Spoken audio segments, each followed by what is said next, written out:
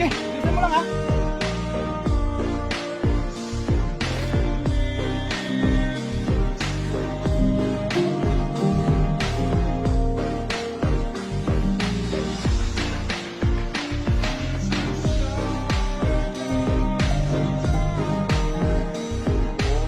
Sige, bilisan mo lang ha.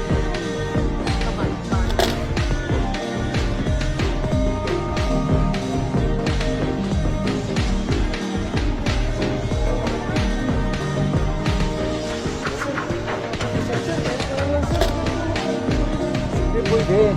Parking ka mo, wala ka pang restro. Sige na, i-deliver mo na yung boss. Pwede. Parking ka mo, wala ka pang restro.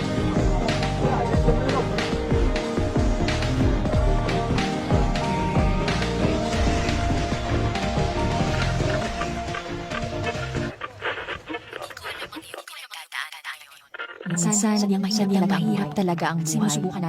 Sinusubukan nating gawin ang ating makakaya upang makaahon at makayanan ng mga pagsalungat sa ating mga plano. Ngunit yung mga nangyayari sa tayo ng pagkakataon dahil salungat sa ating mga plano kung anong mga nangyayari sa kasalukuyan. Paano ko babayaran yan? Baka niloloko mo lang ako. Pero huwag kang panghinaan ng loob. Hindi. Hindi man naging maganda ang pakikitungo nila sa'yo, gawin mo pa rin kung ano ang tama. Piliin mo kung anong mas makabubuti para sa'yo at sa iyong kapwa. At totoong may kakaibang ligaya kang mararamdaman. Pero huwag kang panghinaan ng loob. Gagawa ng mabuti. Hindi man naging maganda ang pakikitungo nila sa'yo, ay bubuti rin ang gawin mo pa rin kung ano ang tama. Piliin mo kung anong mas makabubuti para sa'yo at sa iyong kapwa. At totoo dahil ang paggawa ng mabang ligaya kang mararamdaman upang ating maitawid sa kapwa kay gagawa ng pag-asang hatid ng pagiging positibo sa buhay sa atin. Kaya nang sinasabi sa Biblia, maging sa mga nakakita tayo sa nangangailangan ay bubuti rin ang nagpautang sa Panginoon. At tiyak na babayaran niya tayo sa ating kabutihan.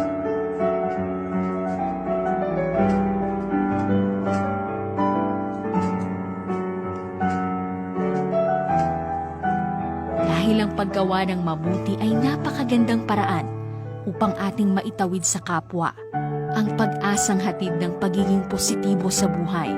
Gaya ng sinasabi sa Biblia na kapag tumulong tayo sa nangangailangan, para na tayong nagpautang sa Panginoon.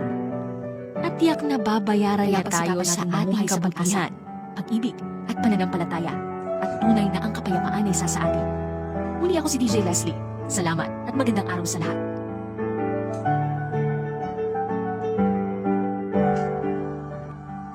Ang naaawa sa dukha ay nagpapautang sa Panginoon at ang kanyang mabuting gawa ay babayaran sa kanya uli.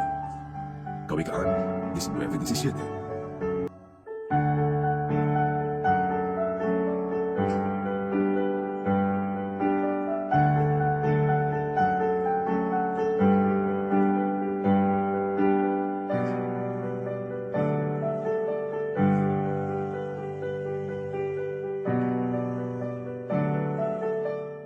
Kaya pagsikapan nating mamuhay sa pag-asa, pag-ibig at pananampalataya at tunay na ang kapayapaan ay isa sa atin.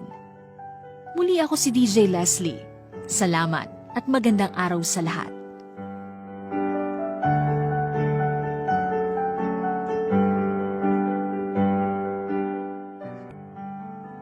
Ang naaawa sa dukha ay nagpapautang sa Panginoon at ang kanyang mabuting gawa ay babayaran sa kanya uli.